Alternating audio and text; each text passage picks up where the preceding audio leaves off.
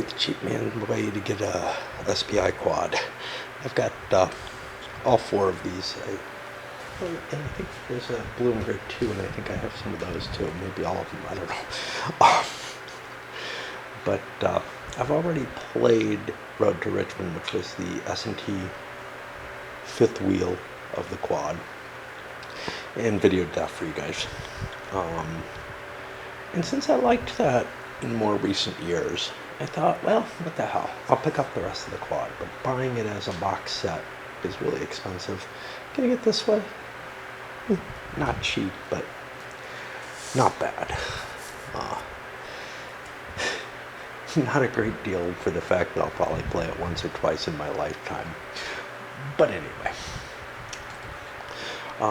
what I liked about Blue and Gray, the original Road to Richmond one that I have, is maybe some things that I don't tend to like about games at all anyway, so it's just they're sort of growing on me more of a chess-like type play, the maneuvering and everything. It struck me well the last couple of times I played it, and certainly on video, so I want to get it down here. I'm going to do a quick refresher on the rules, because I'm probably going to run through all the quad at once. This isn't going to be a significant... First of all, there isn't much in the way of rules, and I'm not going to do this as an intro or anything.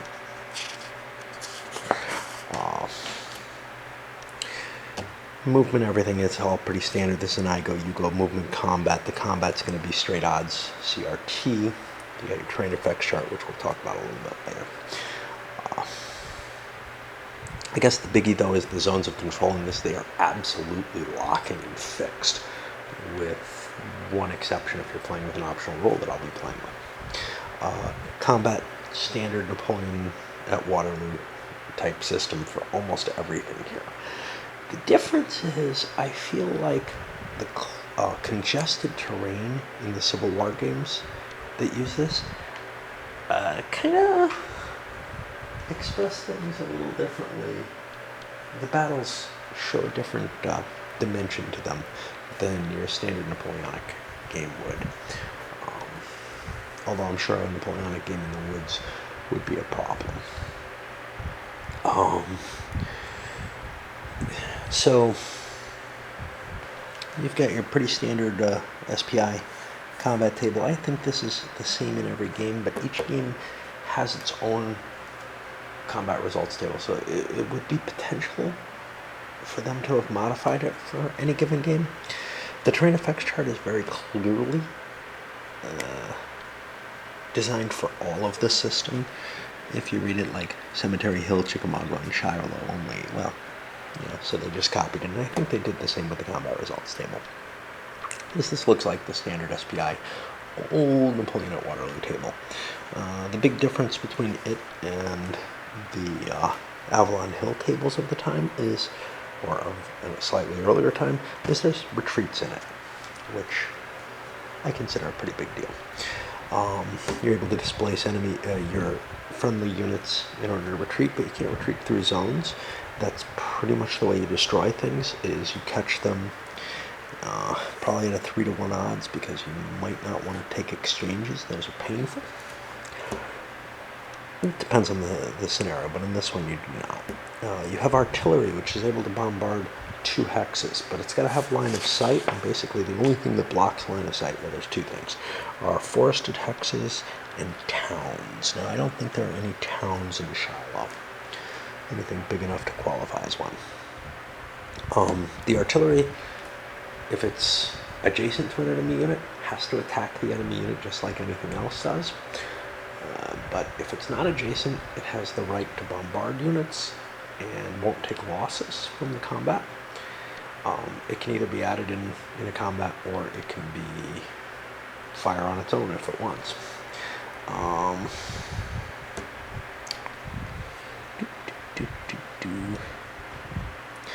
On night game turns, the zone of controls are still locking, but you're not allowed to enter them. Okay, we're going to play with the optional attack effectiveness rule. If you take an attack or retreat result, no. If you take a retreat result, or nope. If you take an attack or retreat result when you're trying to attack an enemy-controlled hex, you flip over, and whoever owned this before me put the starting hexes for all the units, which is actually pretty damn useful, but I also want to have the strength point in there, so I wrote that down. To distinguish between the different sides, I've used red ink for the Confederates, which will make life a little easier. Okay, what about Shiloh's specific rules? Not a lot, to tell you the truth. Setup, reinforcements. You got some Union troops coming. The victory conditions, which are pretty simple. You get a victory point per strength point that you kill. And there's one hex, 1508, which is Pittsburgh Landing, which is of some importance. So for the Confederates to get a decisive victory, they have to have twice as many victory points and have taken Pittsburgh Landing. Now, if they can take Pittsburgh Landing on the first day, they can really fuck with the Union. So that's about that. As you work your way down, the marginal victory, it's just twice as many victory points as the Union. The Union marginal, they have to have more than half the victory points that the Confederates do. So they can take significant losses over the course of the battle and still get a marginal victory. And the designer says that's the historical result. Confederates were certainly chased from the field. I thought the casualties were about even. Union substantive is equal, so maybe the Union took a few more losses. I don't know. Okay. Special rules for the first couple turns of the game. The Union command was in complete disarray. Grant wasn't here. He didn't leave a subordinate in charge. The only game that I've played on Shiloh is April's Harvest by the Gamers. And that creates some nice command problems, and it's almost impossible for the Union to lose that game. We'll see if this one's a little easier. I think the onus is on the Confederates, though, and I'm going to have a hard time with a first facing being able to break my way through. But here, what you have is all the Union units on the first two game turns that are not locked in a zone of control must move one hex north or northeast. Kind of away from the Confederates, which is good. But they can't hold their line, which is important because the Confederates want to gain Pittsburgh Landing as quickly as they can, so they might want to let the Union run away a little bit. The Union has some gunboats. They have a couple of them that come in turn 5. There. And these are able to sail around on the river as much as they like.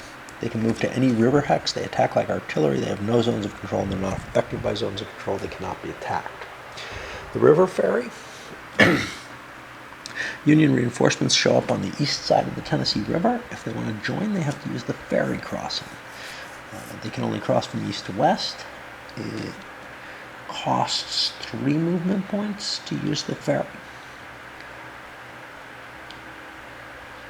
And they can't use it if Pittsburgh Landing is occupied by the Confederates, but they can slip in there if there's a zone of control. Of course, they stop when they enter there. That's it.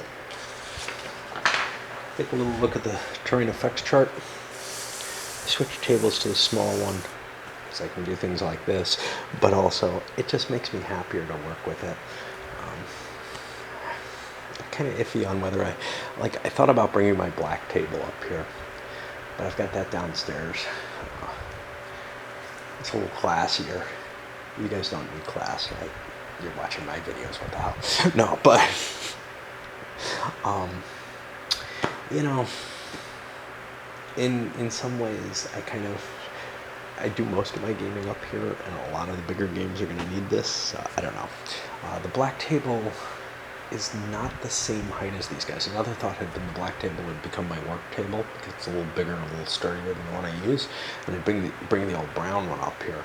But you know, I got enough table with this, I think, for all but the hugest games. We'll see. And the hugest games, I can get rid of the table and just use the floor.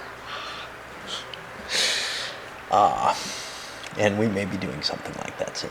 Okay, anyway, back to the terrain effects chart. Forests, here where it says no effects, but see 8.3. The 8.3 is the blocking terrain. The two thing, forest and rough also blocks, but this. Rough hexes will double the defender in the hex. There's a movement point cost that's high for roughs and forests. Roads negate the terrain as usual. Creeks can't be crossed, except at bridges and fords. Defenders doubled when attacked across the bridge and ford. I think we can probably get this all in one little video, but we'll see. And I don't know if we'll start right away, but we might get started tonight. Well, one thing I forgot to mention, movement ornaments of all units is 6 movement points. They all pay the same cost for any terrain. There's no real differentiation between cavalry and infantry in this game. That's a little weird. And artillery is fast too. On top of that,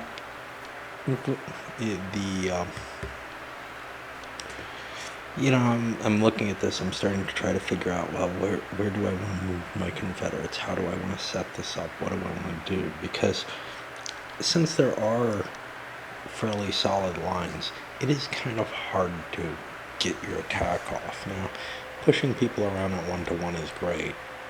Maybe it works, maybe it doesn't. But remember, I'm playing with the optional attack effectiveness, which means attacker retreats suck. They screw up your capability to launch further attacks. So I want to get up into that 3-to-1 probably, where I start getting the DEs, and I'm much more likely to push the defender around. And this system is one where you want to try to maneuver and get in behind other units. It doesn't look trivial. Not by any means. And I got to keep in mind what the Union has to do in terms of their movement. They have to move back 1 hex for the next 2 turns, so maybe I can take advantage of that. What I'd really like to do is slip in back here, but I don't think I can get there very easily. 1, 2, 3, 4, 5, 6. I can make a shot at it though. And the Union can't really cover this, although it can make a more solid line. Thing I forgot to mention, which makes this a lot easier. There is stacking 2 units per hex. Any 2 units. So I can get, 3-to-1s against some of these units maybe. Maybe not in the rough, but maybe here or something. So I'm going to pull back and think again, because maybe I can bust my way through here. The interesting things that surprised me all the time, really. Every time I've played it, but is that woods don't provide any defensive bonus in this system. That's similar to what CWB does. Dean Essick always kind of complained to all of the other Civil War systems, worried about giving a defensive terrain. Well, basically Great Battles of the American Civil War does this, but worried about giving a defensive bonus to units in the woods, and that, quite frankly, the only way that makes any sense is if you parked your unit a little behind the edge of the wood line, and that was never done. And therefore, basically, if you fought in the woods, you had to close enough conflict that really just, it became bloodier and messier more than anything else. Anyway, let's take some shots here. First of all, I'm going to do a 2-to-1 here. That's going to allow these guys to attack here, which I wanted to do. I get a 6. That means an attacker retreat. I'm not going to have to worry about that. I'm rotating units as I move them, and I'm going to rotate them as they attack. Here, I have a 15-to-5. That's a 3-to-1. Is that where I want to attack first? It doesn't really make a difference in this case. We get a 4, that's a defender retreat. He has to push back. Now I'm allowed to push forward. Pushing forward is important because it would force the opponent to attack me. These are the guys who attacked. I'm going to move the big 9 forward. That's going to force a 1-to-6 here. Is that what I want? There's some danger to this, because he can get a 1-to-1 on me. But we'll see what happens here. Here I have 12, 24, 31 to 10. That's a 3-to-1 attack. I get a defender eliminated. So I got me some victory points there. And I'm allowed to advance. Let's get these guys on the road. Roads are important. Establishing myself on it makes my movement a little cheaper elsewhere. I got another attack here, which is 15 to 5, another 3-to-1. And there we get a defender retreat. I don't know if it matters much. Okay, so for the Union turn, there's a problem. These guys are all going to recoil back, but this has to fight. Sucks to be them. Union set up for disaster here. That's a 1 to 6. Okay, we get a bonus attack or retreat. I believe the defender's allowed to advance in that case. Let me make sure. I can only advance 1 unit forward here. 1 unit's enough. I am allowed to advance here, but I don't see a reason to. I keep my flexibility by not doing so. Who knows what I can do? You know, maybe I can place myself here, prevent a retreat across the stream, or swing around where I've kind of created a gap because of the clear terrain here. Okay, so this guy's going to attack at 1 to 2, and this guy's going to attack at 1 to 4. I think I want this one first, see what happens. That's an attack or retreat. I'm going to push back into the good terrain. And then the final one was a lousy 1 to 4. And I get away easily with... oh, he could have moved forward. Now, he might want to move forward to prevent this guy from retreating as easily. However, it does force me into battles here. I'm going to do that just because I think it is a good idea. So he has to retreat, so he'll flee to there. I could push here, but this again loses me some flexibility. And we go to the second turn of the game. Arabs position themselves for another line of attacks. They've got some possibility of maybe cutting this unit off so that a retreat turns into a destruction. I think that's all that they can really manage. This terrain is hellish. It really is. It's very hard to move through, and that's accurate. Confederate surprise attack, but really good defensive terrain. I'm not seeing the kind of numbers of destruction likely to occur that I would expect for the Union Army in their first day. They took a pounding. Confederates got their first bad result of the game, an attack or retreat, which under the basic rules wouldn't be that terrible, but now I've got some attacking effective units, which means my initial assault has been blunted. The Union has the option to move forward. Unlike attacker advances, though, defender advances are almost never worthwhile. The only reason would be if there was some kind of bonus I could get on one of these attacks that's currently going on by slipping into place, maybe preventing retreats or something that might happen. Now down here for our final attacks, we get some interesting stuff here. I've got actually a 4-to-1 attack, which I may not make. I can drop that down to a 3-to-1. The way the odds table works to avoid exchanges, you might want to do that. The first thing I'm going to launch this attack. Now this, I only have 15 to 6, so it's only a 2-to-1, but if I can move in here, I can cut off his retreats, which is pretty cool. And I do indeed get the defender retreat. I have to think about where he wants to go. You got to be real careful in these games. About the only thing that there is the geometry of the situation. Look at the difference between the charts. 3-to-1, 4-to-1, they both have the same down to here. Now here, this defender retreat turns into an exchange, and in this case I would rather have the defender retreat, obviously, and then there's another exchange. That's the only difference between these. We go here, well, there's an extra defender eliminated, which might start to buy you something worthwhile. That's to the 4-to-1 chart, so. But anyway, we got a 3-to-1. We could do 4-to-1, but there's absolutely no reason to. And we did well, because this has to retreat. It's got nowhere to go, so it goes in the dead pile. Now I got to figure out who wants to go forward. You got to be careful. Like this guy, he's thrown himself into a place where he's going to get counterattacked pretty hard, probably. However, only these units can attack him, because these guys have that special movement restriction where they're pulling away. Get to the Union side of the turn. I want to mention a little something. So, in the Napoleon Art of War games, it was a little 2-game magazine installment of basically the Napoleon at Waterloo system revisited. A bunch of not optional rules for the scenarios, not that were baked into it, but things that came out in moves to try to enhance the game, make it a little bit more like Wellington's Victory or something like that, with all kind of special cav rules and everything were kind of tacked onto that.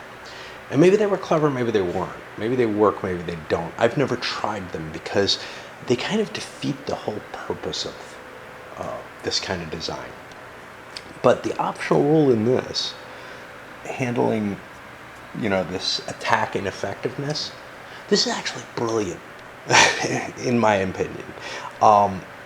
Because what you've got is that basic old Napoleon at Waterloo system, or essentially the Avalon Hill Classic system, with a little bit less bloodshed and more retreating going on in the combat results table, in which case you have to worry more about trying to position your units so that they cut off the enemy, and you have to, there's just all kind of cool shit going on that I think the SPI modification of adding retreats helped a lot. But anyway,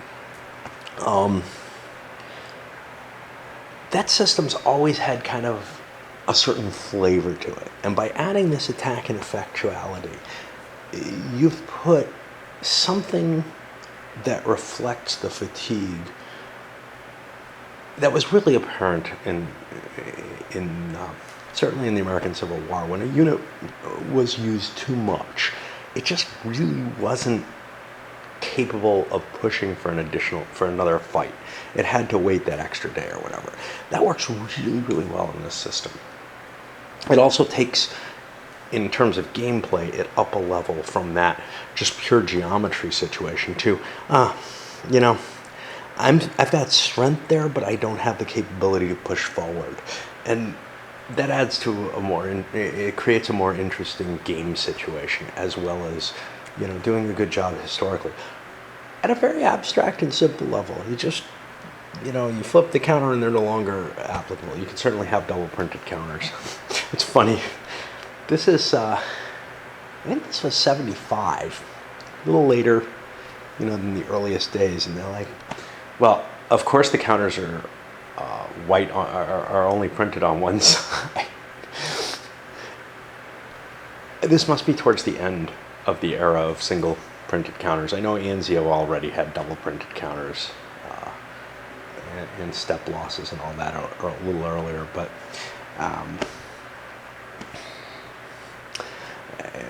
I know that also not within 2 years SPI's got double-sided counters, so on the magazine games at least. As always in this series, the cost is the counterattacks, because those really fixed zones of control, you can't give up ground. Here's where you pay the price. And this is the difference with the Avalon Hill games, where you can exit the zone of control in those games. So you can always slip, and most of the Napoleon's Art of War lets you slip away too. But here you're stuck locked in combat, and that creates a situation that's almost as bloody as the AH combat results tables, because now I have to make all these stupid attacks. Now, if it weren't for the special rules, I could be throwing in all kind of reserves and making my combat, a viable one, where I'm just pumping troops in back and forth throughout the battle, which also feels very ACW-ish. This system impresses me in a lot of ways, and now I'm seeing why I liked the Road to Richmond enough to get these guys. Again, it always has to hit me over the head. It's like I can't quite remember it. All I can remember is, geez, am I really in the mood for something this light and this thinky? Yeah, I am. At the end of the turn, a little bit more casualties up there in the box. I don't always get my video down right, even within my parameters. But Union had some retreats here. But I guess the biggest thing was we pushed forward here and shoved some of the rebels back a little bit. I don't know about how, the value. I advanced from here into here. This throws things into an interesting position because now I've got 2 weaker hexes, but I am forcing attacks here, and some of these guys are going to have to pull out. They're not allowed to attack. So basically they sit there, and if this hex isn't cleared by the end of the combat, then they get an attack or retreat thrown on them just because they weren't able to fight. But they hold a place in the line that hurts me because I can't bring additional units in there. I got a lot of strength up here to the west and could have used some of it perhaps to get better attacks here. I'm going to be able to cause some issues here though. So I think I'm going to be able to push that Union line back at the very least, if not do some real damage to it. And in fact, this unit's kind of exposed because if I can get in here, he's not going anywhere if he has to retreat. The Confederates are not in the best of positions here. The Union has managed to cause them some serious problems. Now, we'll see. I mean, luck could get us out of it. This piece is really annoying. But one thing that it made me look up that I didn't cover in the rules, but I thought it was the case. A stack of units has to attack as a unified entity, an atomic value. So I've got 15 points here. It's either going into here or here, depending on, whether I'm able to get other units to attack this space. Right now I've got 8 to 12. 1 to 2 doesn't sound good at all. It's not. It's got an attack or eliminate, a terrible result. So I'd kind of like to throw these guys in. They're not moving anywhere, so that's now 15 to 8, and 8 is 23 to 12. Well, that's a bad 1-to-1 attack. And I don't see an easy way around that unless I can get a lot of force on this. So I might be making a lot of low odds attacks, which is very likely to dampen my ability to advance any further, or actually be taking a risk of a casualty here on the attack. Union movement restrictions are lifted this turn, which means they can kind of counterattack with some effect. Anyway, the Confederates are launching attacks really across the line here. I actually have some pretty good numbers working against them, in favor of them actually. And I've got a chance of doing some real damage to those units that are out there. That would be a big hit against the Unions. Though I have to be careful. Turn the camera off just a little too early. I have to be careful that I do things in the right order. So like this unit I can attack before I attack these, because these zones are still in place, which means retreats from this unit or this unit, which might easily happen, I can avoid by making this attack first. So there's a lot of interesting crap like that going on that you have to consider. And it's not really any kind of military strategy or anything in particular. It's just really the game mechanisms and the geometrics. I like to just, call that the geometrics, but there's more. There's the mechanisms and everything, and an understanding of how they work and everything in a way that doesn't apply to what I see as the less gamey games, like, well, hell, the CWB stuff where you're like, well, I know what my fire numbers are going to come out like. I'm kind of outflanking the enemy. That's going to work out well. I got a lot of firepower hitting him. That's going to work out well. He's going to decrease at a fast rate. Here, I've got to worry about all kinds of stuff that has very little to do with actual military tactics. Even though the main military tactics, the idea of, supporting units and everything is being covered by this, it's still not being... It's not directly linked. It's sort of more of a, well, it only works because I'm doing this gamey kind of thing. The equivalent, of course, is the games with firepower charts, hitting the right level on the firepower chart. That's sort of like hitting the right CRT results as well.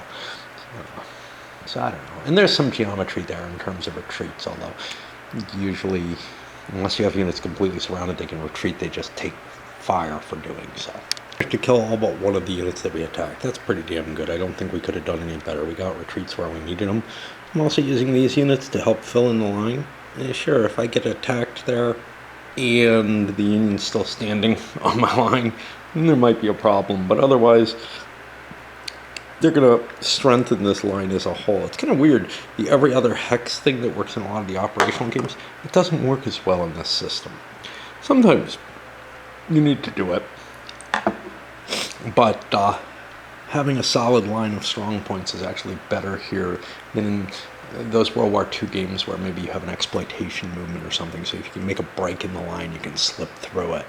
Well, there's nothing quite like that here, although if you can make a break in the line, in a solid line, you can kind of exert zones behind the unit. So if you do it, here and here, you end up cutting this unit off, and now it's in a lot of trouble. So there is still some facet to strengthening a line in that way. It's not as extreme as where there's exploitation in place. And I'm strengthening this unit by having this unit here, because if an attack is made from here, I've got to make sure that both the units are attacked, and as I said, a single hex counts as a unified force, so I'd have to use, if I want to do a soak, I have to use some other unit. Well, that other unit's going to draw another unit into the line. So it's an uglier situation than you see in most of the games that have this kind of simplified combat, which I like.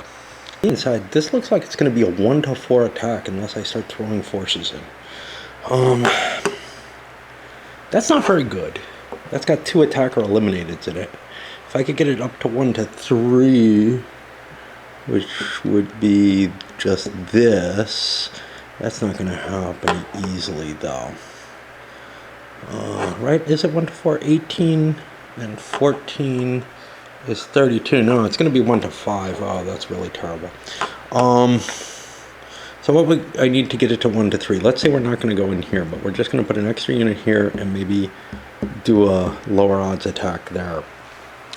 To get this unit off there. Not a real low. We don't want to lose the unit, although we could just throw a 1-point unit in there like this one to screen him. See? I mean, there's good arguments for what happens in these games. It's just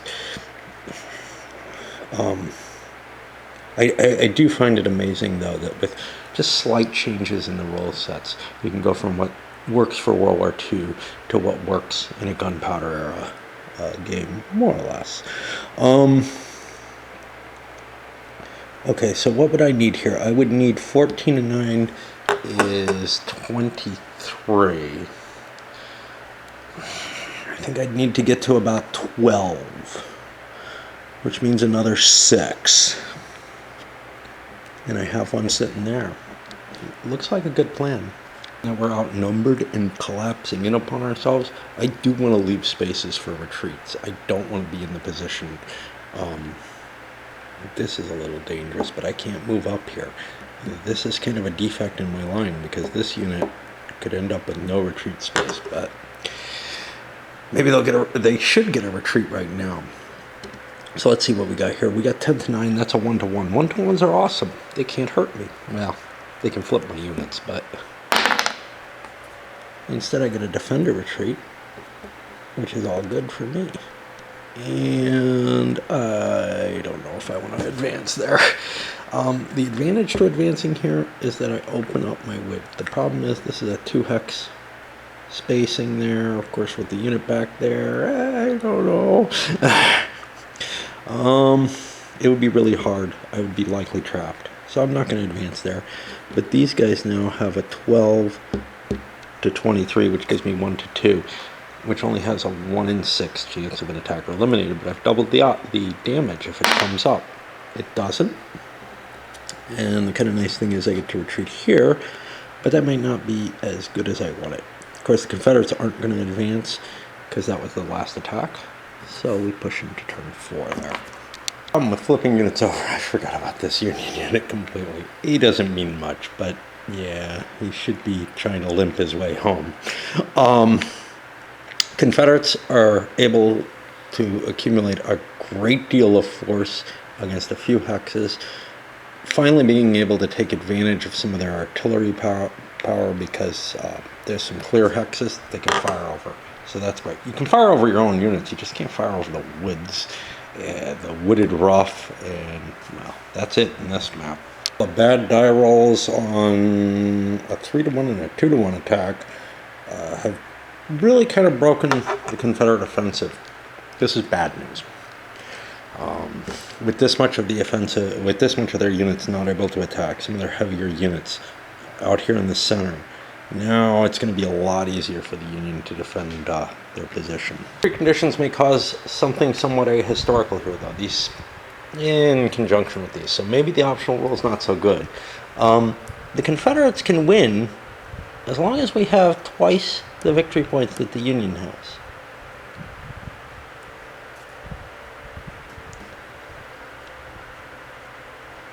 Now this is kind of weird. Confederate decisive and substantive sound the same. Confederate player must have twice as many victory points as the Union player and occupy hex 1508. Confederate player must occupy hex 1508 and have at least as many at least as many. And twice as many as the Union gives me a marginal victory. Which means I could kind of call the game here as the Confederates. Not entirely. The Union gets a chance to try to do something. But basically say, you know what? I don't think I'm going to make it to Pittsburgh Landing. Now, I'm going to keep trying, but not as hard, obviously, because these guys aren't in effect. So I'm going to be seeking out a defensive position. As long as the Union can't get close, you know, this is 10, 20, 32, 35 hits. I got to do 18 and start killing off some Confederate units. If the Confederates aren't taking any more chances, they're going to assure themselves of a marginal victory.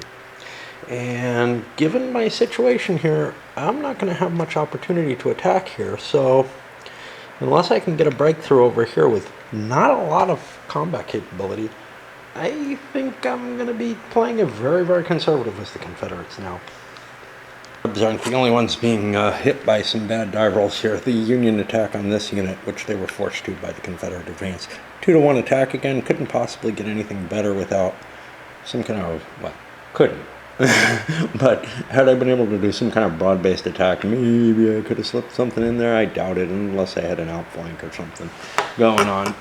Just the way that was positioned, it was not a bad position for the Confederates. But now a lot of the Union attack capability is gone too, so it looks like it's quite possible that most of the real action for the first day is over. No, there's only a couple more turns left in their first day. Union's got some reinforcements coming in. Looking fast at the way these set up, the damage that's been done, etc. I'm about a point short from being able to get a 3-1 on this. I don't see a point to 2-1s terribly. Those don't cause any casualties. Cause retreats. It would be nice to get to Pittsburgh Landing, but I'm not going to get there on 2-1s. But destroying some additional units on a good 3-1 roll would be great.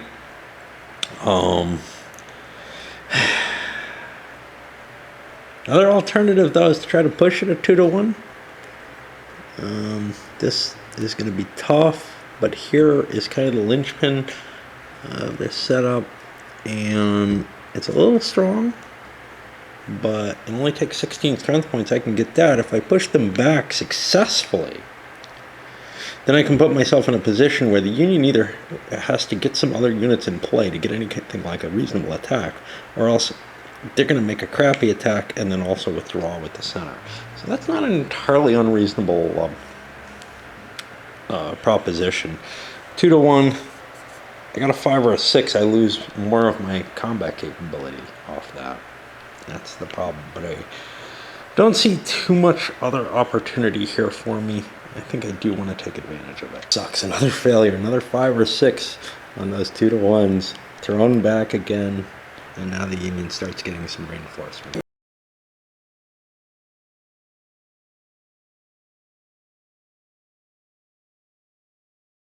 We got some guys ready to make the crossing. The boats are on the board. This is here. No further attacks.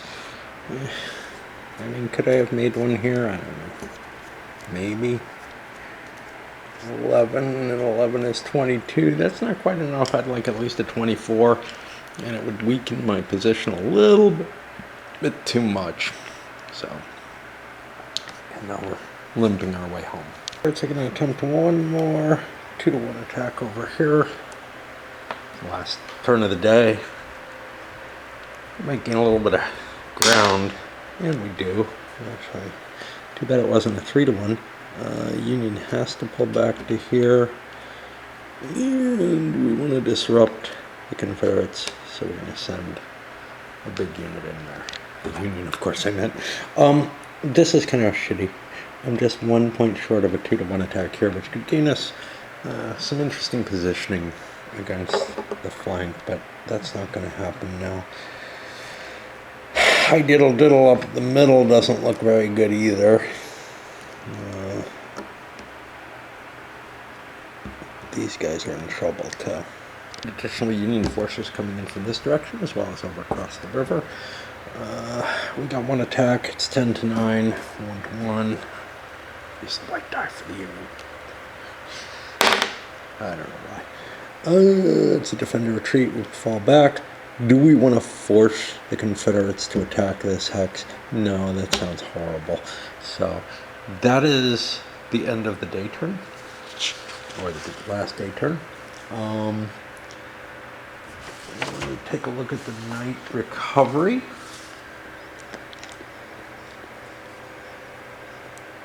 The end of a night turn. And during night, we're not allowed to enter enemy controlled hexes. There's, I believe, no combat. And you can't leave them either, which I thought was a little weird. It seems like you should be able to disengage at night fairly easily. But that's where we are. At the end of this turn, everything will recover. At the beginning of a new day, Grant says, well, we stopped them today, we'll lick them tomorrow. You know, it's going to be up to the Union to be aggressive at this point. The Confederacy, unless they see a real advantage, is going to hold on to their marginal victory. You know, they didn't historically do this, but, you know, that's my intention at least. And I don't know, it's kind of a weird situation because to some extent, you know, the goal of this operation was destruction of the Army of Tennessee. And but not being foolish seems like a fairly good goal. The Confederates fall back in the morning of the second day with the intention that this is a one-day battle. We had our chance, we didn't make it, and that's fine. It pushes its line forward with hope, with its one attack to kind of start distending the Confederate line, put enough pressure on, because now we've got some numbers, but we got 12, 26, and a lot. 34, 35, 36, 39 to 16. So all we get is a 2-to-1. We would have liked to get 3-to-1, but we want to get something moving here. And we get a defender retreat, which will force the Confederates back.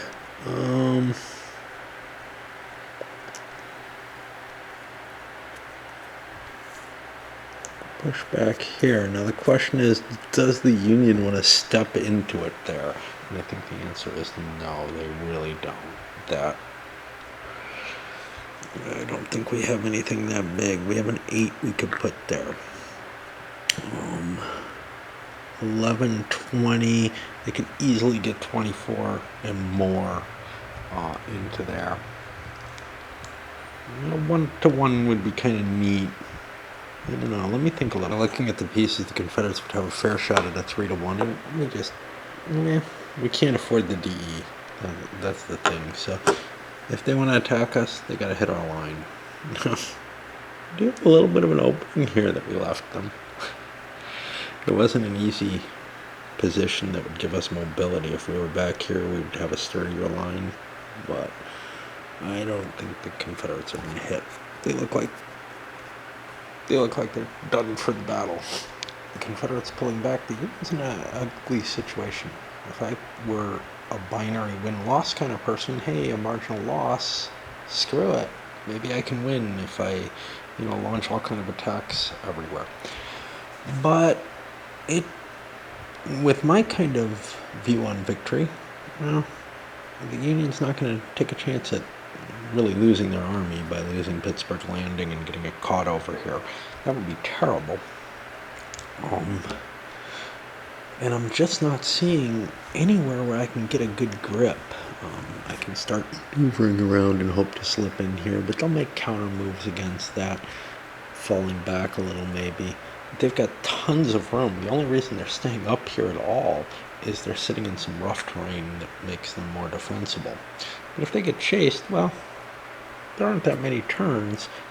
They can kind of flee back quite far and make it hard for the Union to hit them at any point. I'm beginning to think this game is not terribly well balanced because the Confederates, if they can't make it here, they don't have to. They can take their marginal victory.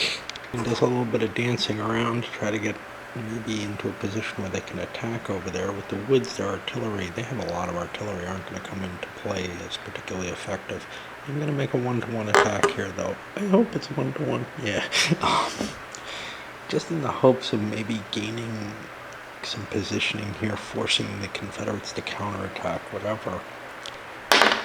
But we get a nasty 6, which means, hey, these guys are done attacking for the game.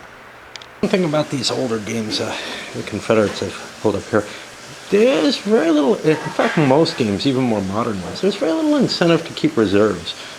Games which artificially create it with, exploitation activations where only your reserves can take advantage of that. Yeah, those make sense. But something like this, having everything on the line isn't bad. Some games, well, they require defense in depth, again, usually because of exploitation. But the actual effect of throwing fresh units in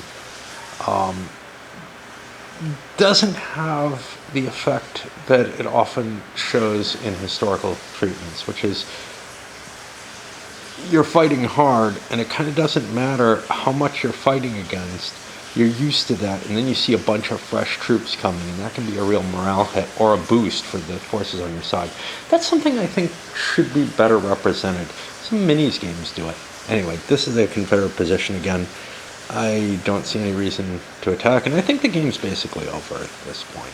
I don't think the Union can punch through this in any way. The Union once again does one more little 2-to-1 attack, trying to bend the flank, but worst comes to worst, the Rebs can just start falling back. And once again, the Union is pushed back and absolutely no reason to advance. There's just not a good place to try to hook in and start the combat. I mean, I guess I could do it at a 1-to-1. That's not that dangerous, but that's the way that you wear out your forces. I've got to think about that pretty soon, though, because I'm kind of running out of options, and this isn't going to move anywhere. This isn't going to fall unless something terrible happens. There's just, in 3 turns getting to there, I mean, the Union Army would pretty much have to be destroyed. So, I don't think we're going to see more than the marginal victory here. The Confederates are pretty happy with their position, especially given that you can't just swap a piece with another piece. I guess I've got a couple of places in my line where I could pull something out, or where I have a blank space in it so that I could kind of juggle things around a little bit more easily. But, I couldn't say, this is a little weaker than I like, let me pull a unit from this and swip it in. You can't do that.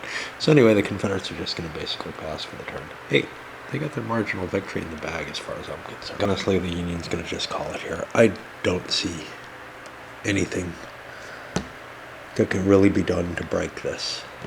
Not a matter of just even breaking the line, but I gotta get 12, 22, 32 35, 18 points killed. I don't see any way to kill 18 points of Confederate units. I might be able to shove them back a little bit. That's about it. A solid line like this is really hard to break in this system. So rather than screw around and play out the remaining 2.5 turns, I'm just going to call this one Confederate minor victory. La la la. Wonder if playing with that optional rule caused some issues. Among other things, it kept the Confederates from being able to push as hard. I think it's more realistic with it, but they pushed less hard than they did historically by far, which is a little disturbing. I think the system overall is better off with it, but the problem is, I don't know, maybe not. Maybe the optional rule actually damages the capability of representing the battlefield as it was. It makes sense that units fatigue and they're no longer able to maintain an effective attack, and that, a failed attack is really a fair indication that they won't be able to do another one. But a single retreat may be a little too little. What are these turns? I don't know. We don't have the time listed on them here. We have scale here. Not for time. Yeah. I don't know. Anyway, it's quite possible that rule actually makes it so that neither side can mount an effective offense, and perhaps the game is better off without that rule.